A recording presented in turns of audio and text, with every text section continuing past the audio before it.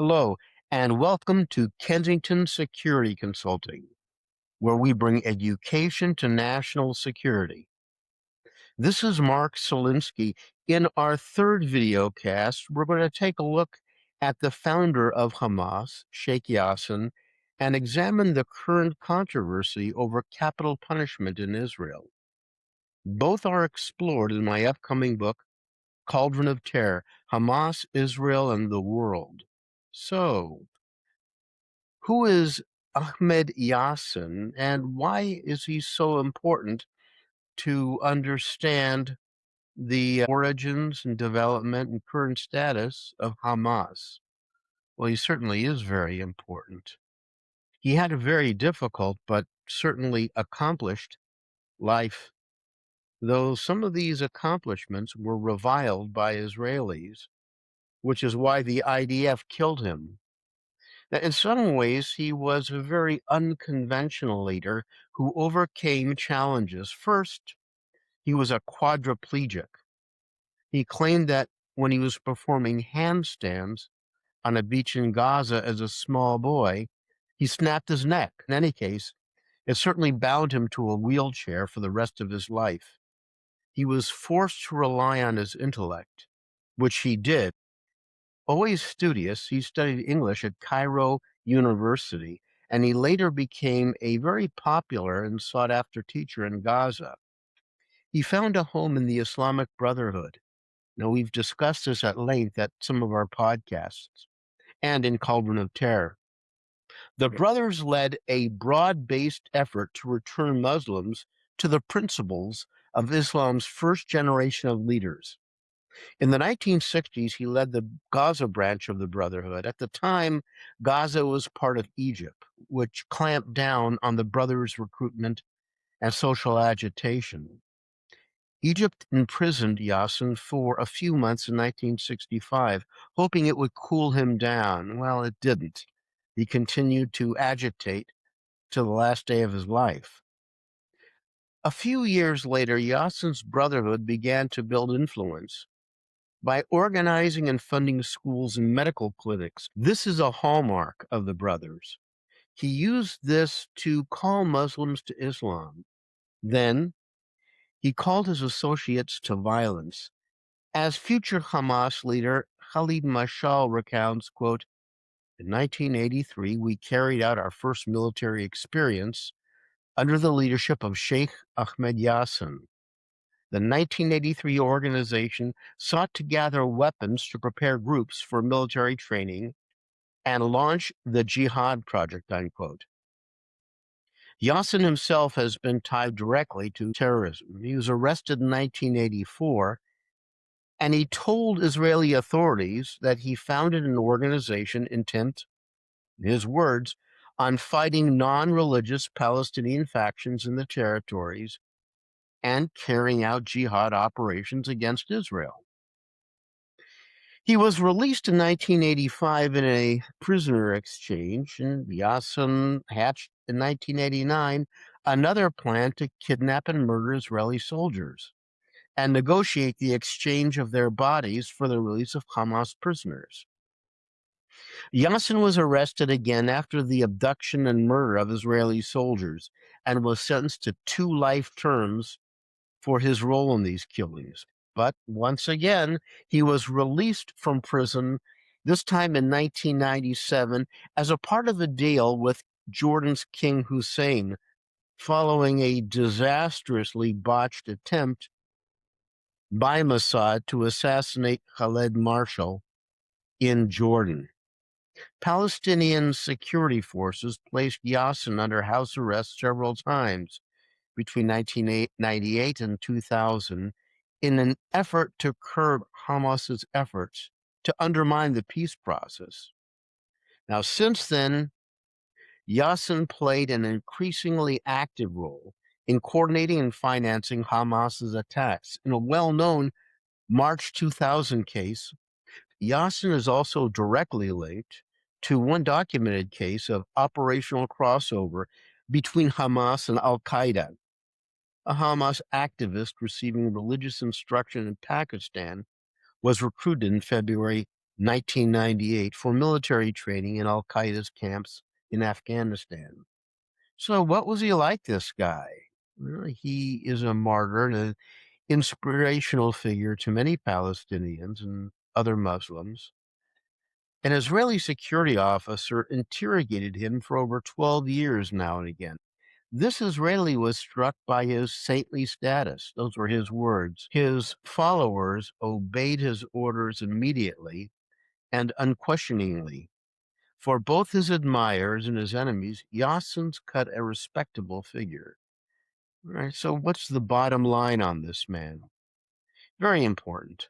And a man I think we should all know. Yassin brought Hamas from obscurity to prominence after splitting from Yasser Arafat in 1994, when Arafat received the Nobel Prize.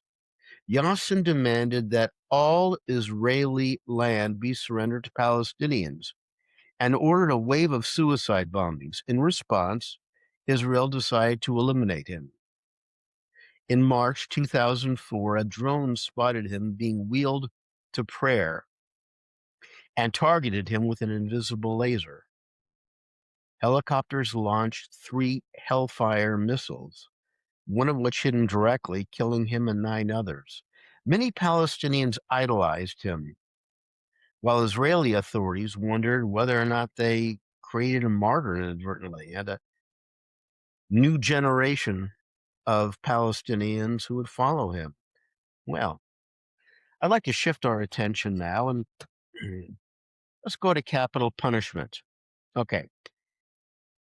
For those who have followed this controversy, you may have assumed, as I did, that there was no capital punishment in Israel, except for Adolf Eichmann.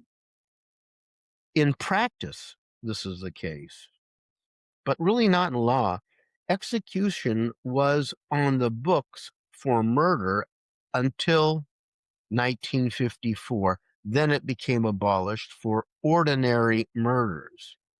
But it remained an option for mass murder in the time of war or against humanity. Judges rarely imposed the death sentences, and when they did, those sentences really were all commuted to life imprisonment. Okay, but then Hamas would kidnap Israelis and hold them for prisoner exchanges, as they did with Yassin. We just talked about that. After October 2023, many Israelis began to view these exchanges less favorably, and some demanded the reinstatement of the death penalty. A successful push began to pass a law reestablishing the death penalty for those convicted by Israeli military and criminal courts. The bill states its purpose. Here it is: to establish the death penalty for terrorists who carried out murderous terrorist attacks as part of the fight against terrorism, unquote. It further states that a person who intentionally causes the death of another with the aim of harming a citizen or resident of Israel, with the intent of rejecting the state of Israel, well, his sentence shall be death or life imprisonment. And only one of these penalties. Well, just that's it. Either you die or you have life in prison. In the United States, we have pretty much the same thing in some states. Well, predictably, in Israel, this bill drew both praise and scorn. The main objection to the bill is that it's racist. Yeah. Opponents argue that it's unethical, unconstitutional, discriminatory. It favors Jewish Israelis over Palestinians. Now, this is a no-nonsense law that mandates the death penalty in many cases, but only if the court determines that there are special reasons. Now, it can commute the death sentence to life in certain circumstances. Beyond the charge of racism, many Israelis just oppose the death penalties. Many Europeans, many Americans, many people around the world just think their societies have outgrown it, that it's barbaric and immoral. All right. They believe, in this case of Israel, that Israel is too moral for it. Israelis also remembered the first execution took the life of an innocent man. In 1948, Meyer Tobiansky, an army officer, was falsely accused of espionage and executed for treason. He was innocent, they found out. He was posthumously exonerated. The second execution occurred in 1962 when Israel executed Adolf Eichmann. Few mourned his death. Israel's security minister, Itamar Ben-Gvir, the main driver behind the bill, had some fun with it. He declared that he dreamed of hanging terrorists and that he was, brace yourself, dying to see the bill passed. All right, I don't think it's very funny either. Get it?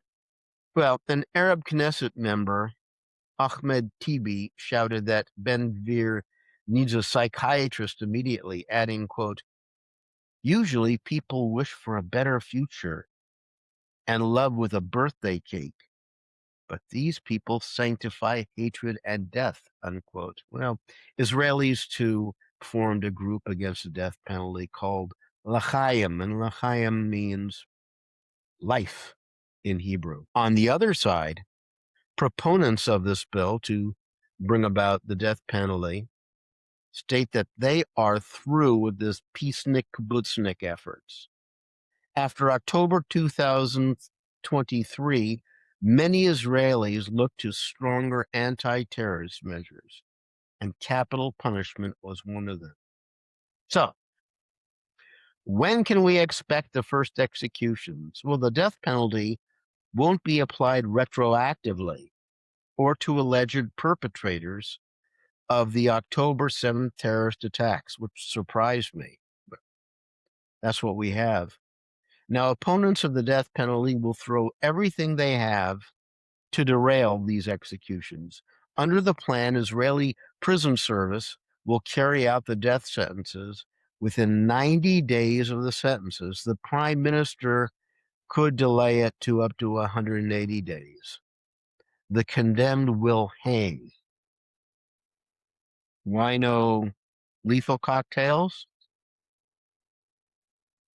Israelis just didn't want it. Okay, well, here are some of my thoughts. People who oppose the death penalty, period, oppose this bill. They may have a point. If you're going to declare that we are too good of a people to kill other people, all right, you can argue that. We have that a lot in the United States too. As far as the bill being racist, I am less convinced that that's a strong argument. Why? Because is it written anywhere in the bill that Jews are exempt? To my mind, no, I don't think it is. Certainly, most of the terrorists are Muslim, but there are also hard left terrorists who have been convicted. We talked about the green-red alliance of Muslims and hardcore leftists. If the hangman pulls the door on a disproportionate number of Palestinians and a few leftists, it's because the number of the terrorists, particularly the terrorists who kill, are Palestinian. It makes sense to me that most Palestinians would do most of the air dancing because most of the Palestinians do the killing. Right. But that's just my opinion. And I really would like to hear yours.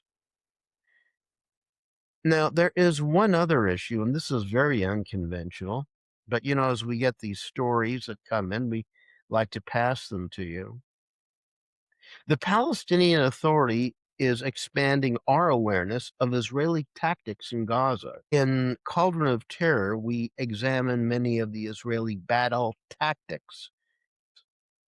We thought we were thorough and that our analysis was rigorous, but we overlooked a four-legged mobile weapon designed to attack children and the infirm. We thank our stars that the Palestinian Authority brought this to the world's attention. Now, these are Israeli super rats. They are giant rats engineered in Mossad-affiliated laboratories to, through advanced genetic mutation, create a Zionist mighty mouse. This comes right out of the Palestinian Broadcasting Corporation. These rodents are genetically engineered. Clearly, they were deliberately introduced into the Gaza Strip so that they would attack the tents of the uprooted people and attack the weak. These rodents, yeah, if you can tell, they're the size of a cat. These rodents are large and attack the weak, meaning the children and elderly, particularly diabetics.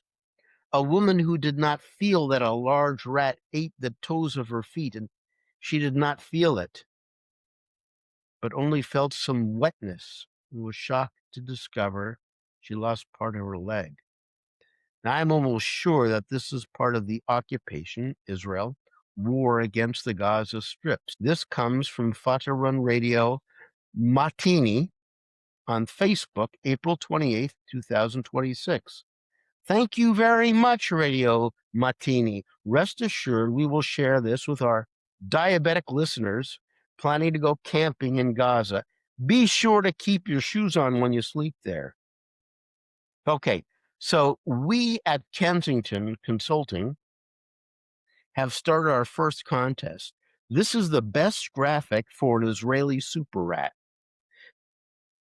Now, if you have a verified picture of these things, you are assuring for first prize. But I think it's a hoax. This is why I invite you to use your imagination and AI skills. Remember, they're the size of cats, muscular, stealthy, and mean. And oh, yes, they are very intelligent. They go only after Palestinians. Nasty things. All right. The winner of the contest will get a signed free copy of Cauldron of Terror when it comes out. This concludes our third video cast, and we welcome your comments. Nothing in this or any video cast we produce represents the official position of the United States government. We welcome your comments, especially those about rats. Until our next episode, goodbye, and thank you for listening from Kensington Security Consulting.